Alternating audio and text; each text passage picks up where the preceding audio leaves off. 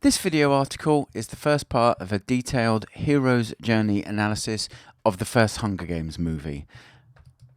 Now, before we start, to get an email with a time-stamped overview every time I release a new video, all you've got to do is head over to my website, deliberate-practice.com, sign up for my email list. There's other content at that website, plus I'll be adding in thank you goodies for signing up from time to time. So do go and do that. Introduction. The hero's journey is a story model. I use the term hero's journey as shorthand for Chris Vogler's interpretation of Joseph Campbell's monomyth. You can read Joseph Campbell's monomyth and his theories distilled from comparative mythology in his book, The Hero with a Thousand Faces, and Vogler has interpreted Campbell's work for mainly screenwriting, but you can use it for other fictional content as well in his book, The Writer's Journey. I recommend both of those books. Some caveats. There's going to be tons of spoilers in this video, so if you haven't seen The Hunger Games yet, please stop watching this and go and watch it. It's a great film, so much nuance to unpack. I watched it again, obviously, to do this analysis, and I'm in the middle of rewatching it and taking notes on other things of relevance. I won't spoil that by telling what they are now, but it's a brilliant piece of filmmaking, better than the book in my opinion. I've read all the books, but I think the filmmakers did a great job of taking the essence of the story and dramatizing it for us in visual format, and actually making some of the choices that they made, which hopefully I'll get round to when I look at writing lessons from the film. Some of the film choices and story choices that they made, in my opinion, enhanced the story rather than detracted from it. There aren't many book adaptations that you can say that for, but do go and watch the film. It's 2 hours 20, 2 hours 15, something like that. It is a really good film. I can't speak more highly of it than that. Caveat 2, the hero's journey, the strength of the hero's journey is structuring a solid story spine. And caveat 3, the hero's journey is male-oriented, and Katniss, as played by Jennifer Lawrence, is the hero of the story. Obviously, she's not a man, but we do see her taking on male roles, and we'll talk about that. We might touch upon male mental sex and female mental sex as well at some stage along the way. Coming back to the hero's journey and the strength, so it's great at structuring a solid story spine, like a 30,000 foot view of your story. It gives you a number of points. It's not so great at filling in the detail between them, which is something I'm working on for my own long form narrative model, which I've just said. Okay. Let's look at the first step, the ordinary world. Katniss's ordinary world, which is District 12, is a place of poverty, struggle, and oppression.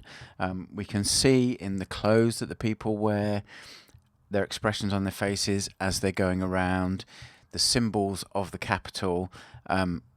We can see all those things. We don't need to be told that just by looking at it, seeing things like Katniss shooting, looking for game, which we'll touch back upon in a moment, and selling that game in return for bread or in return for other things that her family and her need to survive.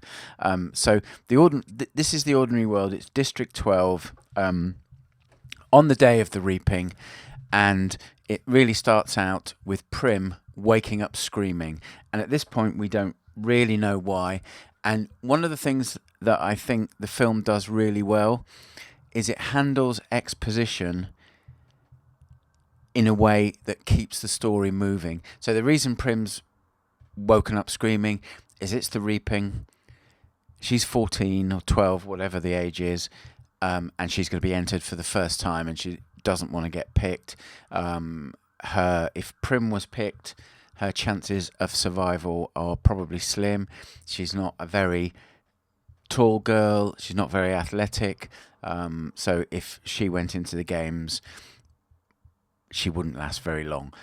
Anyway, we then see Katniss comforting her and singing to her.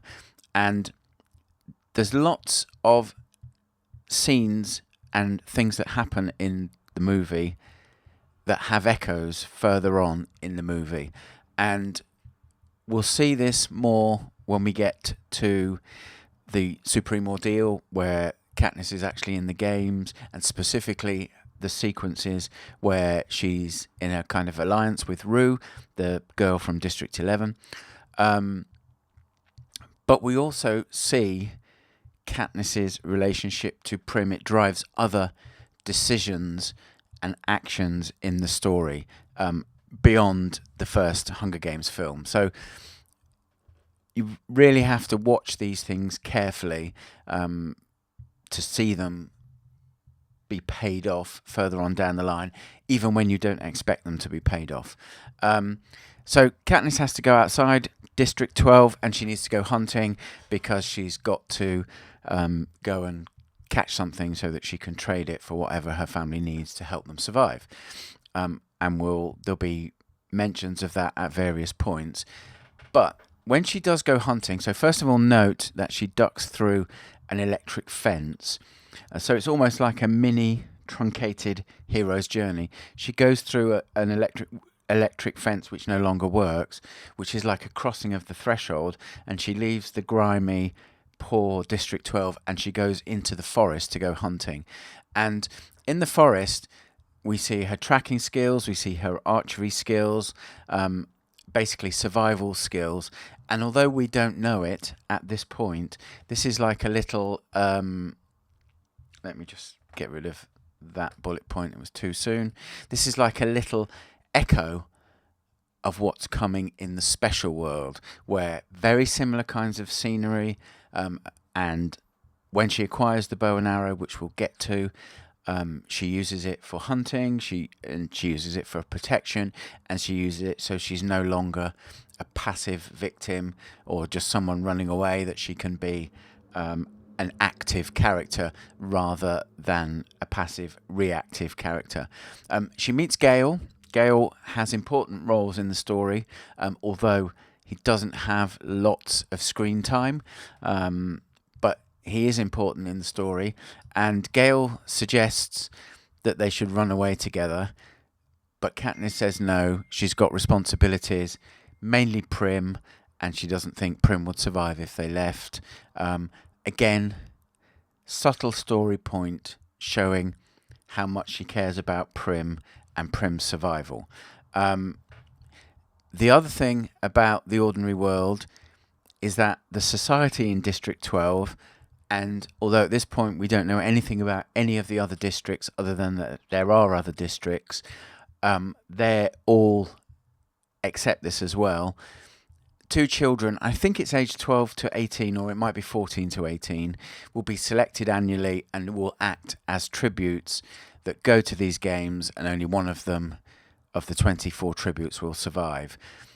If you saw my Hero's Journey short form analysis of The Lottery by Shirley Jackson, I talked about how the reaping and the way the society accept the reaping and accept the fact 2 of their children every year will enter the games and will probably die, could possibly have been either inspired by or inspired by the lottery, or Suzanne Collins was alluding to the lottery. I don't know, but because I did an analysis of the lottery 10 days ago, something like that, you'll find the video on my channel if you need to watch it.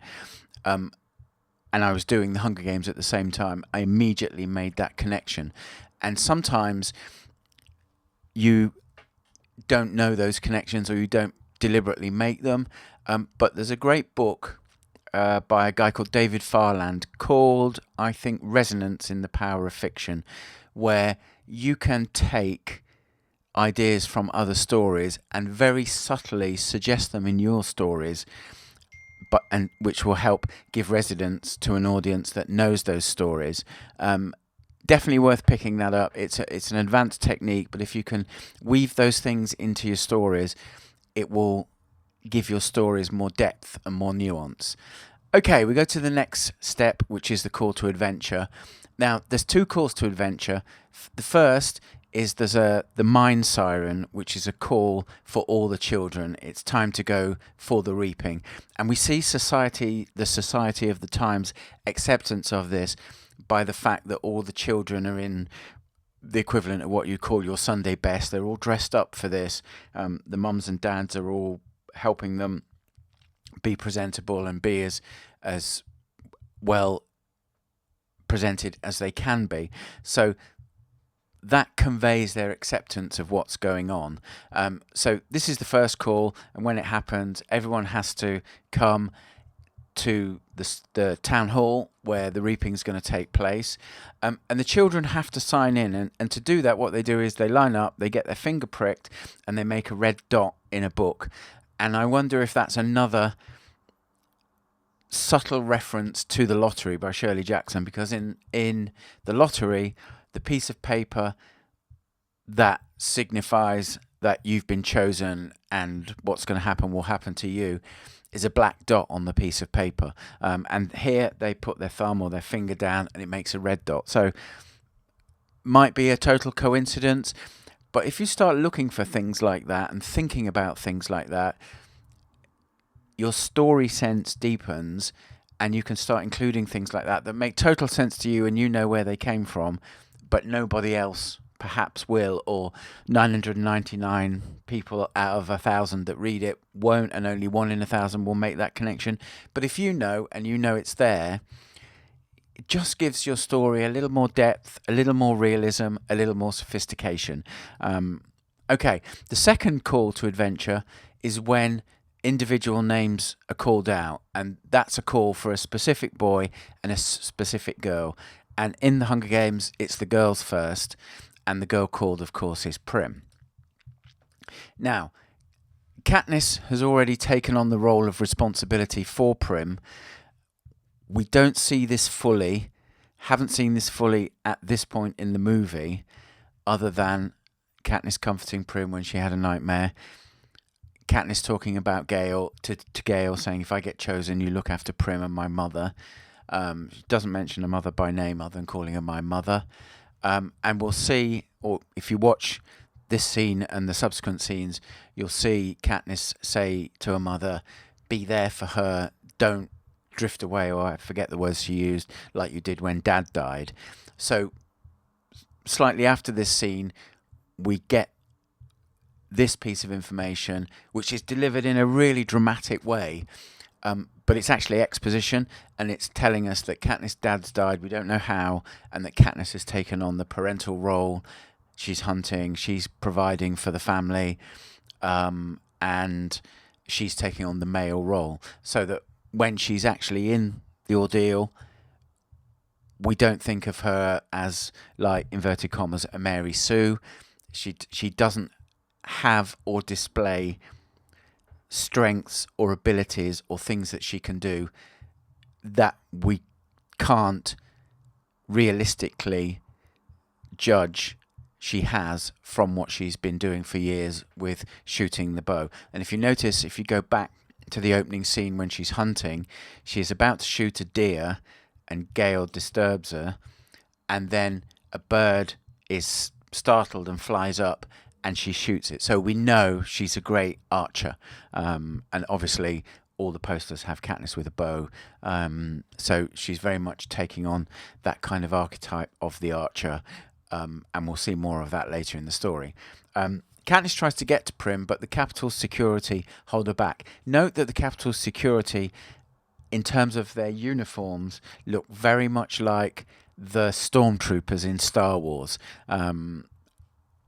I wonder if that's a deliberate reference. Again, I talked about resonance, but we see those security guards in those uniforms, and even though they're white, which traditionally is a colour associated with good, we know that we don't need to be told that they're probably not good guys, and they're probably part of the oppression that's holding all the districts down.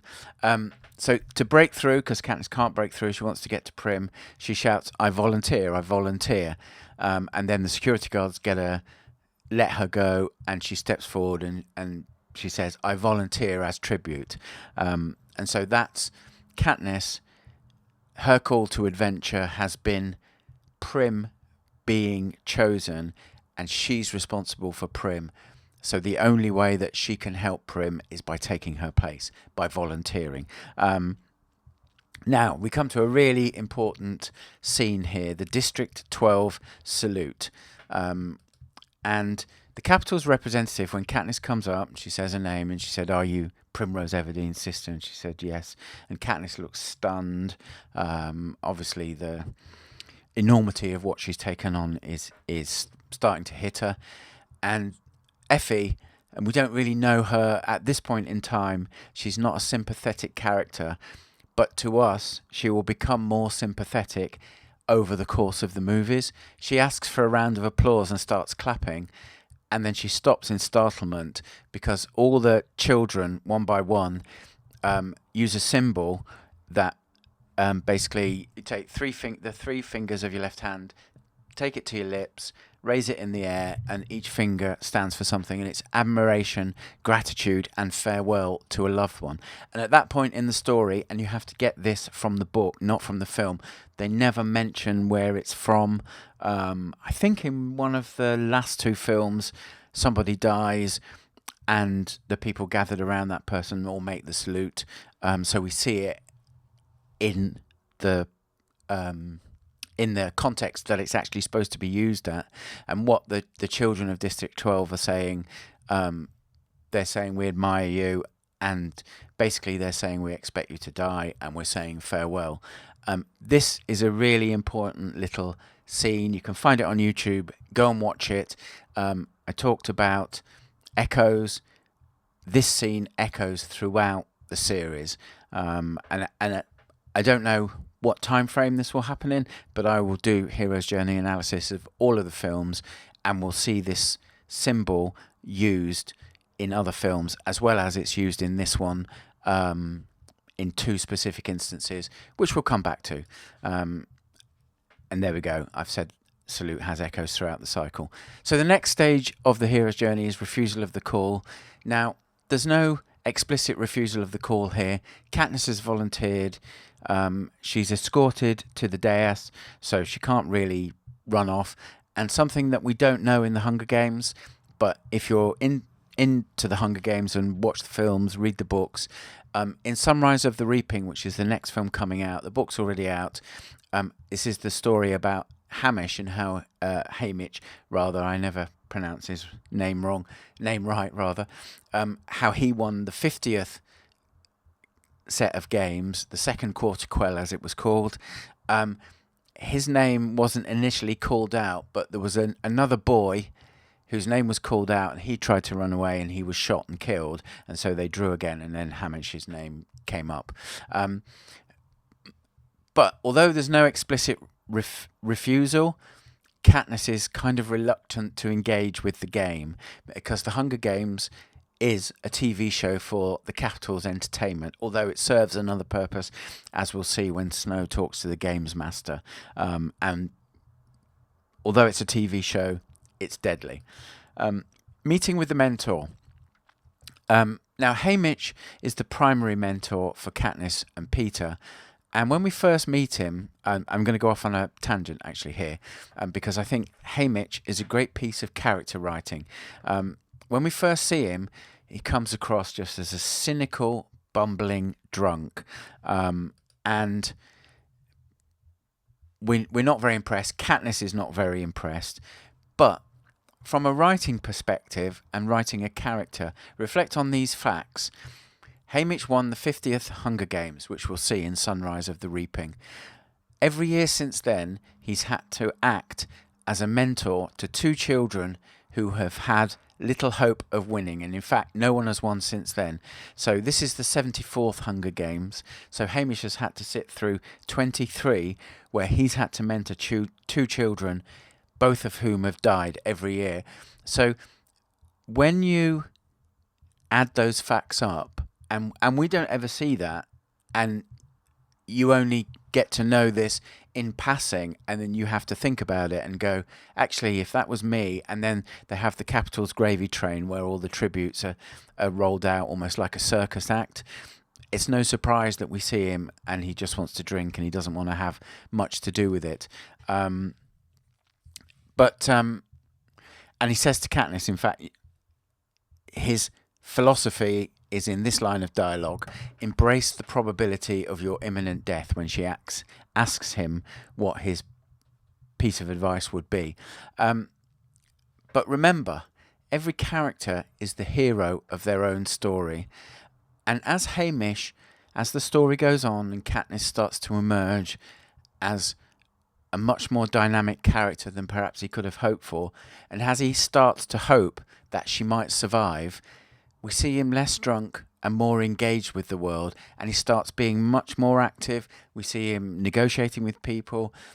He speaks to the games master and suggests the idea of the Star-Crossed Lovers, where two tributes from the same district might survive the games. And one of the themes of the stories is hope, and Snow mentions it in a scene that we'll come to in one of the next videos. And as Haymitch starts to hope, he seems to come back to the world, and he becomes much less of a bumbling drunk and much more of a dynamic character and a much more interesting character. So when you're using side characters or characters who don't have major roles in the story but have important roles in the story, think about their hero's journey and how you can show things like this. Because if you go back and watch this again and think like that and watch the story for Haymitch and how he reacts to the world, you can see this transformation. And it's almost like once he starts to hope for Katniss, that's like a call to adventure for Haymitch to go on a new adventure where he's going to become part of the rebellion, which we'll start to see at the end of the second story. So that's a little tangent, but it's a really important character lesson. If you can remember this and apply it to your not secondary characters but not main characters, and make them fully rounded three-dimensional characters, then your stories are going to become much more engaging and much more realistic. The train to the Capitol.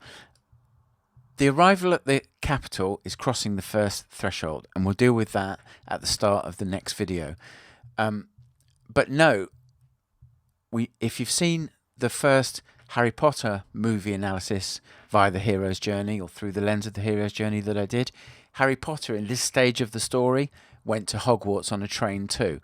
And the train ride allows the storytellers narrative time to establish things like Haymitch's initial character, Peter's almost instinctive understanding of the games and how to play it, things like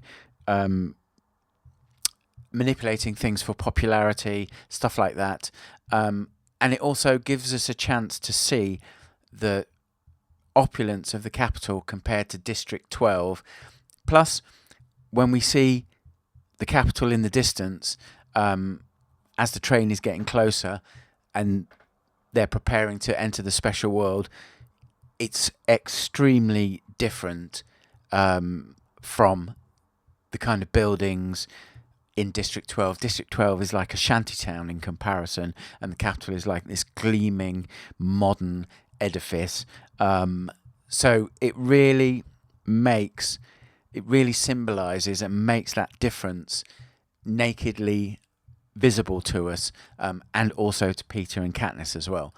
Okay, we're going to call it a day there because I think we've gone about 20 minutes, 25 minutes.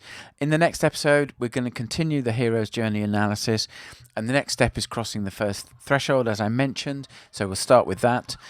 If you've got any questions or comments on this, send me an email, paul@deliberate-practice.com, and don't forget to go to that website and sign up for the email list to get notifications when all the videos go live. If you're an aspiring and or frustrated fiction writer, I'm putting a resource together. Things get added nearly every day. It's called the Writing Vault. You can see the address there and it'll be linked in the description below. So go check that out. If you've got any questions on it, just email me and I will answer them as soon as I get your email, as soon as I can. Thank you for watching this. If you haven't seen the film yet, I do highly recommend you go and watch it.